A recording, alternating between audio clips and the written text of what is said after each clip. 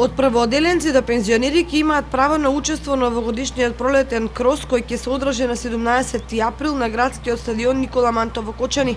Кросот е во организација на Сојузот на училишен спорт и покровителство на градоначалникот на општина Кочани Радко Димитровски.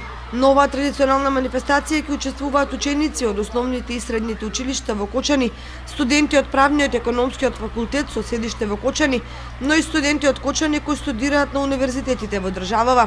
Новина од оваа година е што манифестацијата се отвара за сите полнолетни граѓани кои сакаат да учествуваат на пролетниот крос.